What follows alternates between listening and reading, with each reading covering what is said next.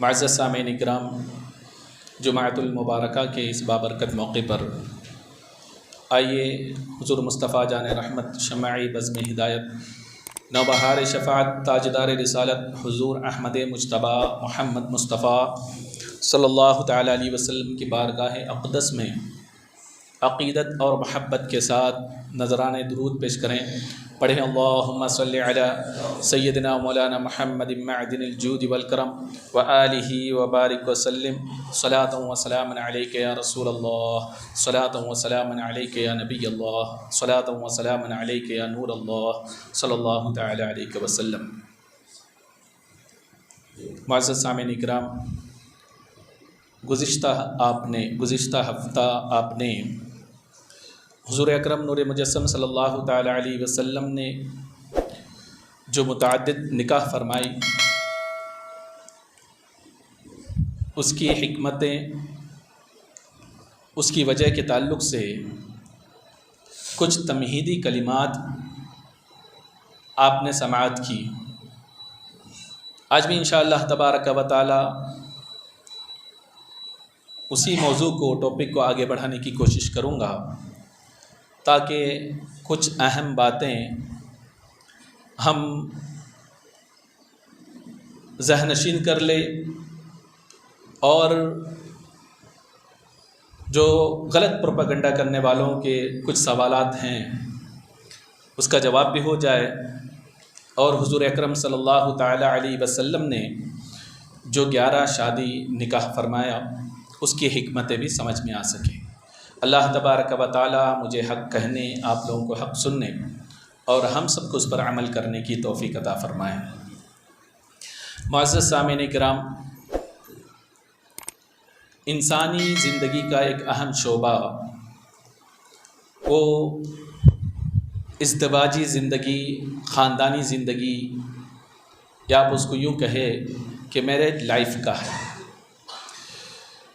شادی شدہ زندگی انسان کے لیے اہم ہوتی ہے۔ ایک آدمی حاکم بنتا ہے، لیکن یہ نہیں ہو سکتا ہے کہ ہر شخص حاکم اور بادشاہ بنے۔ ایک شخص ڈاکٹر بنتا ہے، ایسا نہیں ہوتا کہ ہر شخص ڈاکٹر رہے، یا کہ ایک شخص بزنس مین بنے، تاجر رہے، تو پوری کمیونٹی میں ہر شخص تاجر نہیں ہوتا۔ بعض جو ہے سیلس مین ہوتے ہیں، بعض جو ہے کسٹمرز ہوتے ہیں۔ تو ہر شخص، ہر کوئی حاکم یا بادشاہ یا بزنس مین نہیں ہوتا، لیکن یہ ایک شادی شدہ زندگی ایسی زندگی ہے کہ آدمی بچپن کو گزارتا ہے، جوانی کے دہلیز پر قدم رکھتا ہے، اور پھر اس کے بعد جب وہ اس قابل ہو جائے کہ شادی کے قابل ہو جائے تو اس مرحلے سے ہر ایک کو گزرنا اس کو پڑتا ہے، ہر ایک اس سے گزرتا ہے۔ اب ایک شخص کبھی بیٹا بنا ہوا تھا اور کبھی کسی کا بھائی بنا ہوا تھا، اور ایک زمانہ وہ آیا کسی بیوی کا شوہر بنتا ہوا نظر آتا ہے۔ جس طریقے سے ایک بیٹی کبھی جو ہے بہن ہوا کرتی ہے اور جو ہے کسی کی بیٹی ہوا کرتی ہے، ایک منزل وہ آتی ہے کہ جب وہ کسی کی بیوی بنتی ہوئی نظر آتی ہے۔ اب ایک فیملی بن گئی، ایک خاندان بن گیا۔ اب خاندان کی جو زندگی ہے، لائف ہے، آدمی کس طریقے سے گزارے، قدم قدم پر اسے رہنمائی کی ضرورت ہوتی ہے۔ تو اب بندہ مومن، بندہ رہنمائی لے کس سے، کس کی زندگی کو دیکھے، آئیڈیل کس کو بنائے کہ جس کو دیکھ کر اپنی زندگی کو پرسکون بنائے، شادی شدہ زندگی کو اس راہ پر گزارے اور جو ہے پرسکون زندگی بنانے کی کوشش کرے۔ تو بندہ مومن کہاں جائے؟ ایک آدمی جو شادی شدہ ہے تو گزارنا چاہتے تو کس کی طرف دیکھے؟ تو قرآن مجید میں اللہ تبارک و تعالی ارشاد فرماتا ہے، لَقَدْ كَانَ لَكُمْ فِي رَسُولِ اللَّهِ أُسْوَةٌ حَسَنَةٌ، کہیں اور جانے کی ضرورت نہیں ہے، ہم نے رسول اکرم صلی اللہ تعالی علیہ وسلم کی زندگی کو تمہارے لیے نمونہ بنا دیا، تمہارے لیے آئیڈیل بنا دیا۔ اب تمہیں زندگی گزارنے کے لیے کہیں اور دیکھنے کی ضرورت نہیں، بلکہ رسول اکرم صلی اللہ تعالیٰ علیہ وسلم کی بارگاہ میں آئے کہ ان کی ازدواجی زندگی کو آپ دیکھیں، انہوں نے اس تعلق سے جو حکم فرمایا اس کو دیکھیں، اس کے طریقے پر آپ زندگی گزارنے کی کوشش کریں، اسی طریقے سے اپنی زندگی کو گزاریں۔ اب ایک بات، ایک حکمت یہ سمجھ میں آئی کہ رسول اکرم صلی اللہ تعالیٰ علیہ وسلم نے نکاح کیوں فرمایا، کہ تاکہ لوگوں کو زندگی گزارنے کا، یعنی فیملی لائف گزارنے کا، خاندانی زندگی گزارنے کا ایک آئیڈیل مل جائے، طریقہ مل جائے۔ اس لیے رسول اکرم صلی اللہ علیہ وسلم نے اللہ کے حکم سے 11 شادی آپ نے نکاح فرمایا۔ اب دوسری بات کہ حضور اکرم نور مجسم صلی اللہ تعالیٰ علیہ وسلم نے 11 شادیاں کیوں کی؟ دوسری حکمت یہ ہے کہ عرب کا یہ معاملہ تھا کہ کوئی کتنا ہی بڑا دشمن ہو، خطرناک دشمن ہو، لیکن اس کے ہاں اگر اپنی بیٹی کو بیاہ دیتے، یعنی داماد بنا دیتے اس دشمن کو، تو وہ اس سے جنگ نہیں کرتے بلکہ اس کی دشمنی ختم ہو جاتی۔ اب 2 قبیلے آپس میں دوست بن جاتے۔ یہی وجہ ہے کہ رسول اکرم صلی اللہ تعالیٰ علیہ وسلم نے سرداروں کی بیٹیوں سے آپ نے نکاح فرمایا تاکہ وہ اسلام کے قریب ہو جائے اور ہدایت پر آ جائے۔ رسول اکرم صلی اللہ علیہ وسلم نے سرداروں کی بیٹی سے نکاح فرمایا۔ اور تیسری وجہ یہ ہے کہ اسلامی تعلیمات کا سرچشمہ جو ہے وہ جو ہے قرآن ہے، اور دوسری چیز رسول اکرم صلی اللہ علیہ وسلم کی سیرت اور ان کے احادیث مبارکہ ہے۔ جہاں تک صحابہ اکرام رضوان اللہ تعالیٰ علیہم اجمعین کی بات ہے، وہ رات و دن رسول اکرم صلی اللہ علیہ وسلم کی باہر کی زندگی کو دیکھا کرتے تھے، اور اگر صحابہ نہ ہوتے، اصحاب الصفہ صحابہ وہاں موجود ہوتے، وہ رات و دن کی رسول اکرم صلی اللہ علیہ وسلم کی زندگی کو دیکھا کرتے، اور صحابیات بھی تھی، وہ بھی رسول اکرم صلی اللہ علیہ وسلم کے فرامین کو سنا کرتی۔ لیکن جو ہے گھر کے اندر کی زندگی کے لیے رسول اکرم صلی اللہ علیہ وسلم نے وہ ایک ایک سیکنڈ کی ایک ایک بات، ایک ایک گوشہ لوگوں تک پہنچ جائے، اس لیے رسول اکرم صلی اللہ علیہ وسلم نے 11 شادی فرمائی تاکہ زندگی کا کوئی مرحلہ تشنا نہ رہے۔ باہر دیکھے تو صحابہ صحابیات باہر کی زندگی دیکھے، اور اندر کی زندگی دیکھنا ہو 1 2 نہیں بلکہ 11 ازواج میں سے جس سے بھی پوچھے، زندگی کا ہر گوشہ گھر کے اندر ابھر کر سامنے آ جائے۔ تو یہ بھی ایک رسول اکرم صلی اللہ علیہ وسلم کی حکمت تھی کہ آپ نے 11 شادی فرمائی، چونکہ نبی جو ہوتا ہے وہ جو ہے عام انسانوں کی طرح نہیں ہوتا ہے، بلکہ اس کی پرسنالٹی جو ہے وہ ایک یونیک ہوا کرتی ہے، اور اس کا اٹھنا بیٹھنا، کھانا پینا، سونا جاگنا، حتیٰ کہ دوست و دشمن سے ملنا، رویہ، اس کا بیہیویئر، ہر چیز جو ہے کہ اس کے امت کے لیے وہ نمونہ ہوا کرتا ہے۔ یہاں تک کہ اگر وہ بولتا ہے تو وہ بھی نمونہ ہے، اور اگر وہ خاموش رہتا ہے تب بھی لوگوں کے لیے وہ نمونہ بنتا ہوا نظر آتا ہے۔ یہی وجہ ہے کہ رسول اکرم صلی اللہ علیہ وسلم نے نکاح کر کے بتایا۔ عام لوگوں کے لیے اگرچہ 4 شادیاں ہیں، ایک کے بعد دوسرے کی استطاعت رکھتا ہے تو کر سکتا ہے، 4 شادیاں تک کر سکتا ہے، لیکن انبیاء اکرام علیہم السلام کے لیے اللہ تبارک و تعالیٰ نے کوئی قید نہیں رکھی، بلکہ رسول اکرم صلی اللہ علیہ وسلم نے 11 شادیاں تک کی۔ لیکن آپ سوچیں، اعتراض کرنے والا یہ اعتراض کرتا ہے کہ نعوذ باللہ من ذالک عورتوں کا دل دادا، نعوذ باللہ من ذالک 100 بار معاذ اللہ۔ تو میں آپ سے پوچھنا چاہتا ہوں، زندگی کا اہم موڑ، جوانی کا اہم موڑ کب ہوتا ہے؟ وہ 25 سے 25 to 40 ایئرس کے درمیان ہوتا ہے۔ یہ ہوتا ہے عنفوان شباب جسے کہتے ہیں۔ جو آدمی عورتوں کا دل ڈالتا ہو، نفسانی خواہشات کا پیروی کرنے والا ہو، وہ زیادہ سے زیادہ عورتوں کے تعلق سے وہ مائل کب ہوگا؟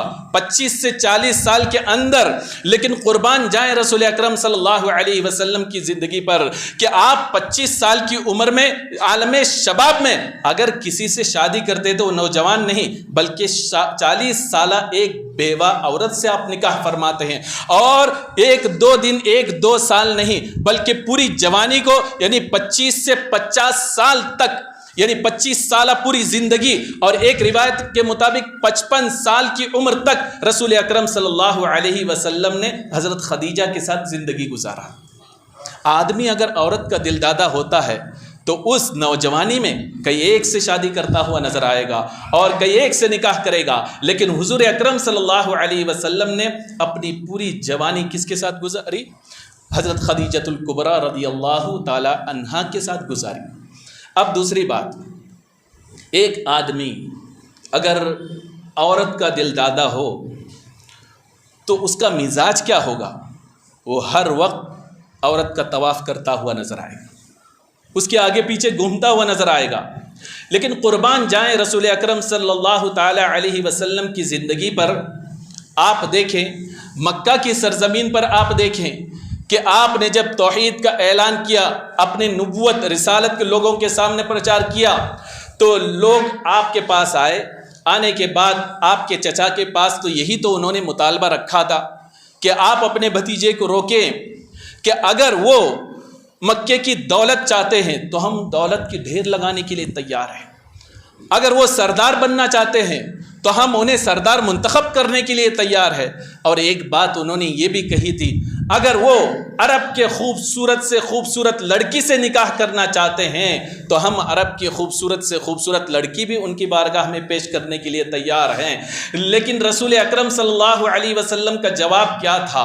اگر عورت کا دل دادا کوئی آدمی ہو تو اپنے فرائض سے سبکدوش ہو کر یہی کہتا کہ مجھے عورت پیش کرو، میں اپنے فرائض سے سبکدوش ہو جاؤں گا۔ لیکن قربان جائیں رسول اکرم صلی اللہ علیہ وسلم کی زندگی پر آپ نے یہی فرمایا، اے میرے چچا جان، ایک ہاتھ میں سورج اور دوسرے ہاتھ میں چاند بھی رکھ دو، میں اپنے فرائض سے سبکدوش نہیں ہو سکتا، سر منہ فرق اس میں نہیں آ سکتا۔ آپ نے لڑکی کا افر کو بھی ٹکرا دیا۔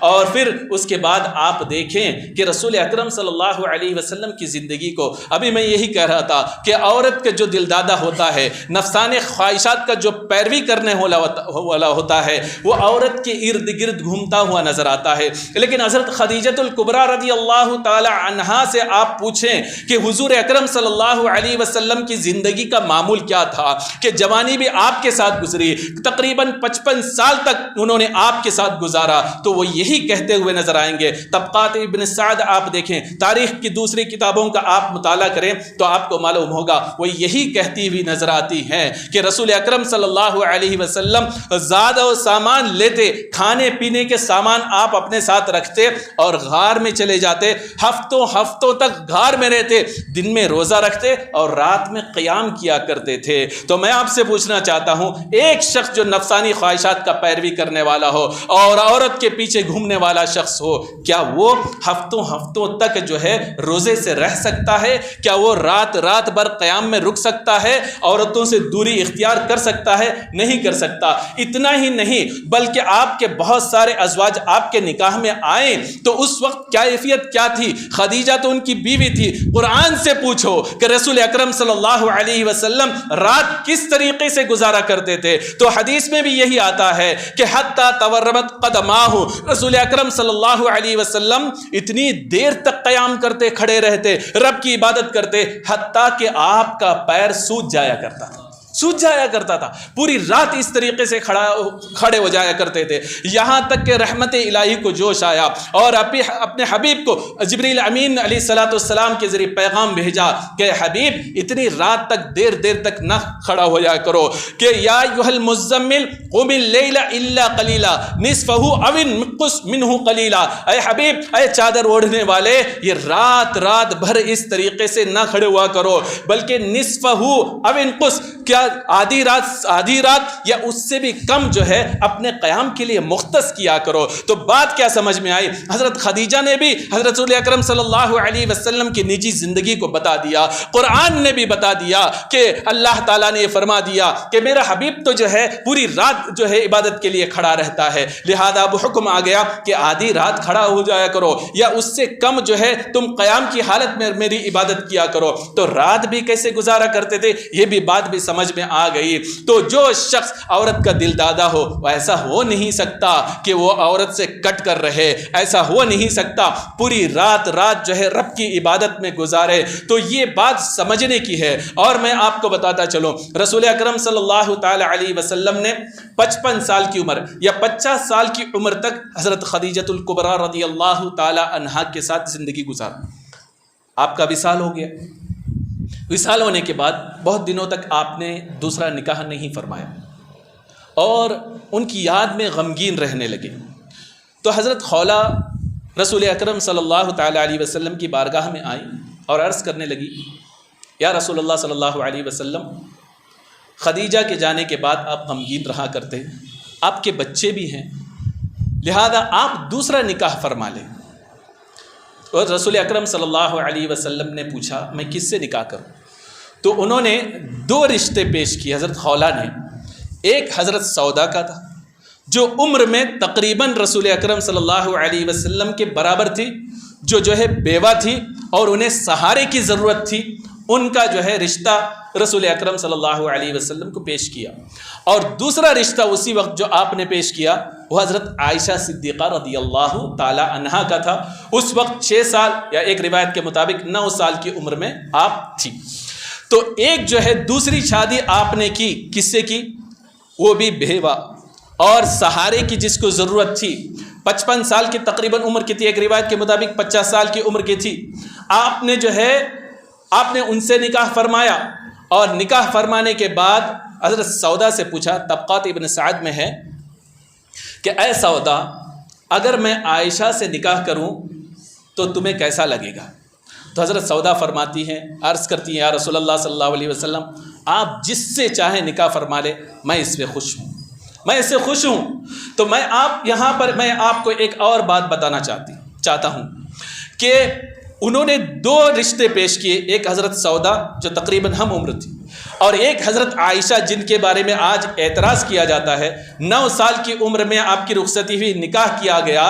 تو بات یہ اس سے سمجھ میں آتی ہے کہ اس دور میں اس طریقے کے نکاح کا رواج تھا، تبھی تو جو ہے حضرت خولہ نے حضرت عائشہ صدیقہ رضی اللہ تعالی عنہا کا رشتہ آپ نے پیش کیا۔ اور جب حضرت ابو بکر صدیق رضی اللہ تعالی عنہ کے پاس یہ بات گئی تو اس وقت ایک رواج یہ بھی تھا کہ حضرت ابو بکر صدیق رضی اللہ تعالی عنہ نے فرمایا، اے خولہ، تم نکاح کے لیے کہتی ہو تو ٹھیک ہے، مجھے جو ہے رسول اکرم صلی اللہ علیہ وسلم سے جان سے بڑھ کر محبت ہے، لیکن رسول اللہ نے مجھے بھائی فرمایا ہے، کیا بھائی کی بیٹی سے نکاح ہو سکتا ہے؟ تو ایک خلجان تھا، تو آپ گئی رسول اکرم صلی اللہ علیہ وسلم سے پوچھا، تو رسول اکرم صلی اللہ علیہ وسلم نے ارشاد فرمایا کہ وہ بھائی جو ہے خونی بھائی نہیں ہے بلکہ منہ بولا بھائی ہے، میں نے انہیں اپنے بھائی ایسے بنایا ہے، لہذا اس میں کوئی مذائقہ نہیں، شادی ہو سکتی ہے۔ تب حضرت ابو بکر صدیق رضی اللہ تعالی عنہ خوش ہوئے اور آپ کے نکاح میں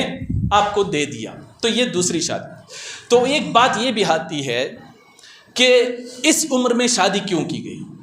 ایک بات سمجھ میں آ گئی، رواج اس وقت تھا، تبھی حضرت خولہ نے پیش کیا۔ دوسری بات یہ ہے کہ ہر کنٹری کا ہر ملک کا جو انوائرمنٹ ہوتا ہے وہ ڈیفرنٹ ہوتا ہے، یہاں کا الگ ہے۔ انڈیا میں جو لڑکیاں میچور ہوتی ہیں اس کی عمر الگ ہوتی ہے، اور امریکن کنٹریز میں جو میچورڈ ہوتی ہیں اس کی عمر الگ ہوتی ہیں، اور جو ملک گرم ہو، غذا گرم ہو، وہاں کی عورتیں جلدی بڑھتی ہیں اور جو ہے وہ جلدی میچورڈ ہوتی ہے۔ تو عرب کی غذا میں کھجور اور جو ہے اونٹ کا دودھ ہوا کرتا تھا، اس وجہ سے، اس غذا کی وجہ سے اور عرب کی گرمی کی وجہ سے وہ جلدی بڑی ہوا کرتی تھی اور جو ہے وہ جلدی میچور ہوا کرتی تھی۔ اس لیے اسلام کا حکم یہ ہے کہ لڑکی بالغ ہو جائے تب اس کی شادی کیا کرو۔ تو حضرت عائشہ صدیقہ رضی اللہ تعالی عنہا کی بلوغت کے بعد رسول اکرم صلی اللہ علیہ وسلم کے پاس وہ آئیں۔ تو ایک بات یہ سمجھ گئے، اب رسول اکرم صلی اللہ تعالی علیہ وسلم نے اس کے بعد کس کس سے نکاح کیا، کیوں نکاح کیا، آپ نے کچھ باتیں سماعت فرمائیں۔ اب آپ دیکھیں، جنگ احد کا موقع ہے، اس میں مسلمانوں کو بہت نقصان اٹھانا پڑا، تقریباً 70 صحابہ شہید ہو گئے، ان کی بیویاں بیوہ ہو گئیں، بچے یتیم ہو گئے، بہت سارے گھرانے بے سہارا ہو گئے۔ یتیموں کا کوئی پرسان حال نہیں تھا.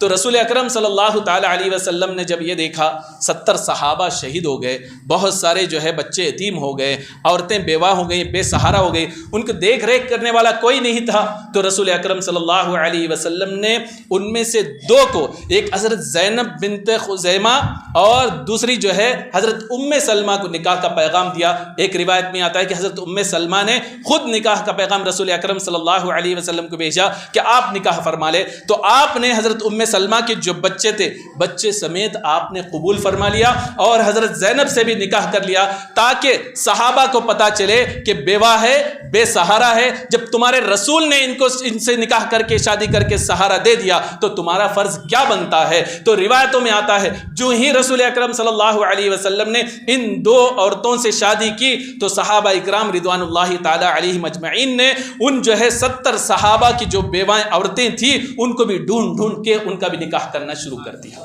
دیا. یعنی سب سے بڑا فائدہ یہ ہوا کہ بے سہاروں کو سہارا مل گیا, یتیموں کو کوئی ملجا مل گیا, کوئی ماوا مل گیا. تو مقصد یہ سمجھ میں آئی کہ رسول اکرم صلی اللہ علیہ وسلم نے بعض عورتوں سے نکاح صرف اور صرف اس لیے کیا تاکہ انہیں سہارا دیا جائے اور یتیموں کا جو ہے مقام بتایا جائے, اور اتنا ہی نہیں بیواؤں اور طلاق شدہ کو جو ہے اس کے مقام کو بتایا جائے. سب جانتے ہیں اسلام کے آنے سے قبل عورتوں کا معاملہ کیا تھا کہ وہ جو ہے بچیاں زندہ درگور کی جاتی تھی. حضرت عمر رضی اللہ تعالیٰ عنہ یہاں تک فرماتے ہیں کہ ایک روایت میں نے پڑھا کہ ہمارا معاملہ زمانے جاہلیت میں یہ تھا کہ ہم اگر کسی سے بات کرتے, اگر عورتیں وہاں سے کوئی مشورہ دیتی ہم انہیں ڈانٹ دیتے, بس اوقات انہیں مارتے کہ تمہاری جرات کیسے ہوئی کہ 2 مرد بات کر رہے ہیں وہاں بیچ میں تم ٹپک پڑو اور وہاں مردوں کو تم جو ہے مشورہ دو. لہذا عورتوں کو کسی معاملے میں دخل اندازی کی اجازت نہیں تھی,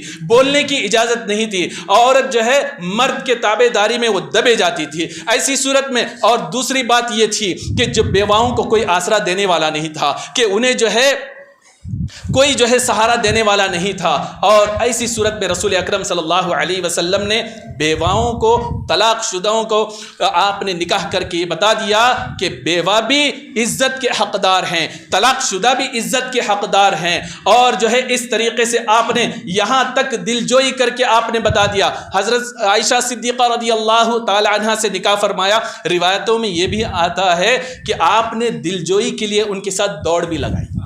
یعنی ایک مقام وہ تھا کہ جہاں زندگی درگور, عورتوں کی زندگی کو جو ہے درگور کیا جاتا تھا, دفن کیا جاتا تھا, ان کے مشورے کو قبول نہیں کیا جاتا تھا, بیواؤں کی کوئی عزت نہیں تھی, ان کو کوئی سہارا دینے کے لیے تیار نہیں تھا. لیکن نکاح کرنے کے بعد رسول اکرم صلی اللہ علیہ وسلم خود حضرت عائشہ کے ساتھ دوڑ لگا کر اور بیواؤں کی شادی کر کے آپ یہ بتاتے ہیں کہ یہ بھی اس لائق ہے کہ ان کی بھی دلجوئی کی جائے, ان کی بھی دل جوئی کی جائے اور ان کو بھی جو ہے خوش کیا جائے. اور ایک مرتبہ ایسے بھی روایتوں میں آتا ہے کہ رسول اکرم صلی اللہ علیہ وسلم جو ہے دیکھ رہے تھے صحابہ اکرام رضوان اللہ تعالی علیہ مجمعین مشق کیا کرتے تھے, تلوار چلانے کی مشق کیا کرتے. حضرت عائشہ صدیقہ رضی اللہ تعالی عنہا آئیں, آپ دیکھنا چاہتی تھی, آپ آگے کھڑے ہوئے اور پیچھے سے اپنا پیر اٹھا کر حضرت عائشہ صدیقہ رضی اللہ تعالیٰ نے اس مشق کو دیکھنے لگی, یہاں تک کہ جب تک حضرت عائشہ نہیں ہٹی رسول اکرم صلی اللہ علیہ وسلم بھی نہیں ہٹے.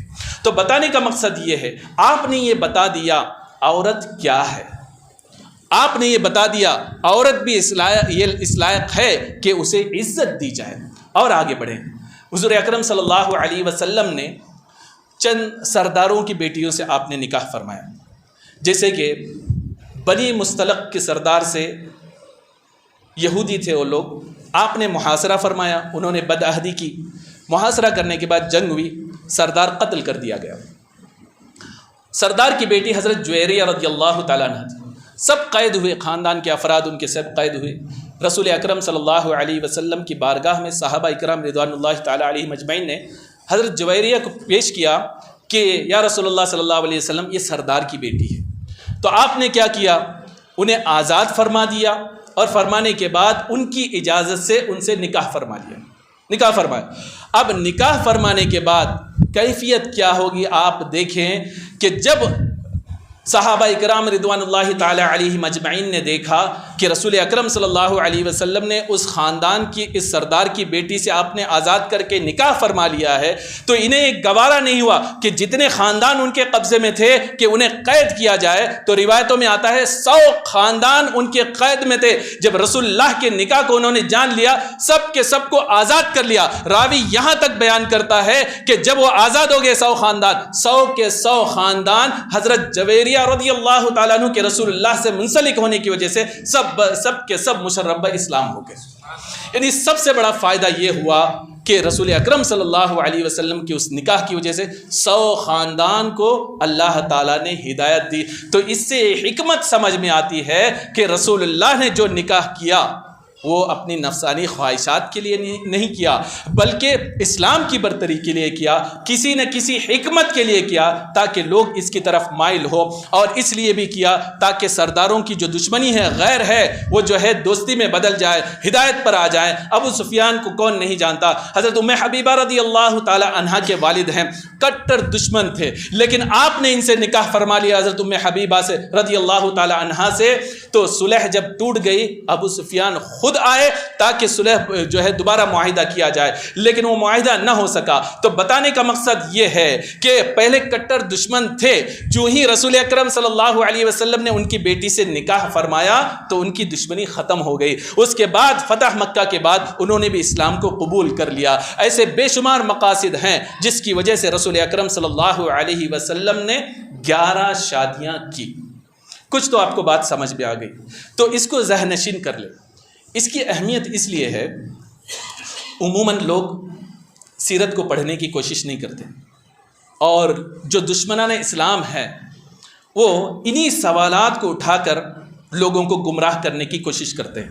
جیسے کہ مثال کے طور پر میں چند دن پہلے جب اس موضوع کو تیار کر رہا تھا تو ایک آرٹیکل پر مجھے میری نظر پڑی کہ ایک پروفیسر صاحب نے ایک اپنا واقعہ لکھا۔ وہ ان کو کسی کالج میں سیرت النبی کا ایک جلسہ تھا، تو انہیں مدعو کیا گیا، سارے اسٹوڈنٹس تھے، لوگ تھے، تو وہ اپنے ایک دوست ڈاکٹر صاحب کو لے کر اس جلسے میں چلے گئے۔ سب نے تقریر کی سیرت النبی کے موضوع پر، ان کی باری آئی۔ انہوں نے حضور اکرم صلی اللہ علیہ وسلم کے 11 شادی کرنے کی حکمت اور اس سے امت کو کیا فائدہ ہوا یہ انہوں نے بتا دیا۔ تو کہتے ہیں کہ پروفیسر صاحب، میرے دوست ڈاکٹر صاحب بھی تھے، لوگوں کو وہ تقریر بہت پسند آئی، لوگوں نے سراہا۔ واپسی کے وقت انہوں نے فلائٹ کا سفر کیا، 2 دوست، یہ پروفیسر جنہوں نے تقریر کی تھی اور ان کے دوست ڈاکٹر ساتھ میں بیٹھے ہوئے تھے۔ جب فلائٹ میں بیٹھے تو وہ ڈاکٹر صاحب جو تھے انہوں نے کہا، پروفیسر صاحب کل رات میں دوبارہ کلمہ پڑھ کر مسلمان ہوا۔ پروفیسر صاحب حیران رہ گئے، بچپن سے انہیں دیکھ رہا ہوں کہ یہ تو جو ہے ہمارے ساتھ کھیل رہے ہیں، بڑے اسی طریقے سے ہوئے ہیں، مسلمان ہیں، لیکن ان کی بات سمجھ میں نہیں آتی کہ کل رات میں دوبارہ کلمہ پڑھ کر مسلمان ہوا ہوں۔ انہوں نے ان سے پوچھا، ڈاکٹر صاحب آخر بات کیا ہے؟ تو انہوں نے کہا کہ آج سے 12 سال پہلے کی بات ہے کہ میں تعلیمی سفر کے لیے انگلینڈ گیا، تو فلائٹ میں جب بیٹھا میری سیٹ، بغل کی سیٹ خالی تھی، ایک ایئر ہوسٹس آئی میرے پاس بیٹھی، گفتگو کرنے لگی، پوچھا مسلمان ہو، نام پوچھا، اور پھر پوچھا کہ تمہارے پروفٹ نبی کو جانتے ہو؟ کہا ہاں۔ نام کیا ہے؟ کہا محمد صلی اللہ علیہ وسلم۔ ان کی زندگی کے بارے میں جانتے ہو؟ کہا نہیں، مجھے کچھ پتہ نہیں، اتنا پتہ ہے کہ میرا پروفٹ محمد ہے، لیکن ان کی زندگی کے بارے میں کچھ پتہ نہیں۔ اب اس نے قدغن لگانا شروع کیا، اس نے کہا کہ تمہارے پروفٹ نے 11 شادیاں کی، تمہیں پتہ ہے؟ اس نے کہا نہیں۔ ڈاکٹر نے کہا نہیں۔ پھر اس نے کہا کیا تمہیں پتہ ہے کہ تمہارے پروفٹ صلی اللہ علیہ وسلم نے ایک جو ہے 8 سالہ لڑکی سے انہوں نے نکاح کیا، اور بہت سارے اعتراضات اس نے ایسے کر دیے۔ اور ڈاکٹر صاحب کہتے ہیں کہ فلائٹ سے اترتے میرے دل میں رسول اکرم صلی اللہ علیہ وسلم سے بغض پیدا ہو گیا، نعوذ باللہ من ذالک۔ یعنی اتنے اعتراضات رسول اللہ کی شادی کے تعلق سے اس نے کر دیے کہ ان کے دل میں بغض پیدا ہو گیا۔ اور میں وہاں گیا انگلینڈ، تقریباً 7-8 سال تعلیم حاصل کیا۔ اب میرا رویہ یہ تھا کہ جمعہ کو مسجد نہیں جاتا بلکہ سنڈے کو چرچ جایا کرتا تھا۔ عید کی نماز میں نے چھوڑ دیا اور غیروں سے تعلقات بڑھا لیے، 8 سال تک ایسی زندگی گزارنے کے بعد اپنے وطن واپس لوٹا تو میرا معاملہ یہ تھا کہ اور آج کل رات میں آپ کے ساتھ سفر طے کیا اور آپ نے جو رسول اکرم صلی اللہ علیہ وسلم کے 11 شادیوں کے تعلق سے جو حکمتیں بیان کی، اس کے بعد میرے دل میں جو اس نے 11 سال پہلے اعتراض کیے تھے سب کا سب جواب مجھے مل گیا، میرا دل جو ہے میرے دل کو تشفی مل گئی، اب میں کل رات دوبارہ کلمہ پڑھ کر مسلمان ہو گیا۔ تو اس سے بات کیا سمجھ میں آتی ہے کہ آدمی گمراہ ہوا، اس کا ایمان دل سے نکلا، وجہ کیا تھی؟ یہی چیز تھی، یعنی آدمی نے گمراہ کیا رسول اکرم صلی اللہ علیہ وسلم کی 11 شادیوں کو لے کر، آدمی اس عورت نے گمراہ کیا کیوں؟ حضرت عائشہ صدیقہ رضی اللہ تعالی عنہا سے نکاح کو لے کر۔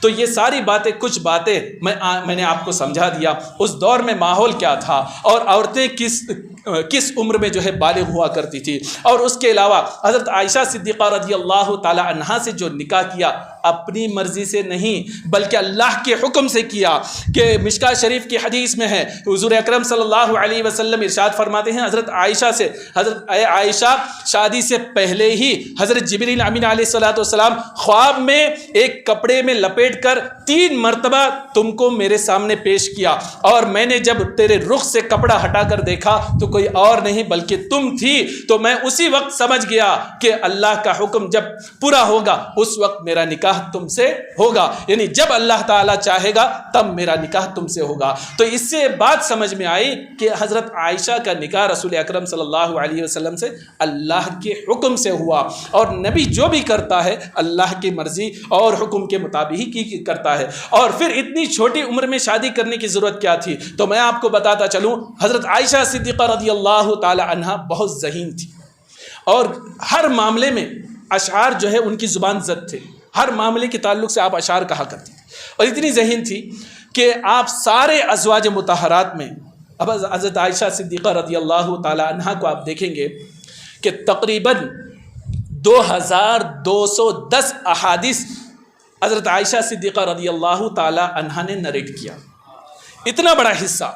اور صحابہ اکرام رضوان اللہ تعالی علیہم اجمعین فرماتے ہیں کہ جب ہم کسی مسئلے پہ پریشان ہو جاتے، الجھ جاتے، مسئلہ سمجھ میں نہیں آتا، کہیں اور نہیں بلکہ حضرت عائشہ کی بارگاہ میں جاتے، حضرت عائشہ رضی اللہ تعالیٰ عنہ اس مسئلے کو سلجھا دیتی، اور آپ نے جو اس دور میں فتویٰ دیا، یعنی حضرت عائشہ صدیقہ رضی اللہ تعالیٰ عنہ رسول اللہ کے وصال کے بعد بھی 45 سال تک آپ حیات رہیں، زندہ رہیں۔ آپ دیکھیں ہر 20 سال میں ایک نیو جنریشن وہ ابھر کر سامنے آتا ہے، گویا کہ 45 سال مطلب 2 نئے جنریشن آپ سے فیضیاب ہوئے، اور آپ نے اتنے فتوے دیے۔ آج بھی متاخرین علماء نے موسوعات فقہ عائشہ کر کے پوری کتاب بھی مرتب کر کے لوگوں کے سامنے، قوم کے سامنے پیش کر دیا۔ اب آپ خود سوچیں کہ حضرت عائشہ صدیقہ رضی اللہ تعالی عنہا سے رسول اکرم صلی اللہ علیہ وسلم نے نکاح کیوں کیا؟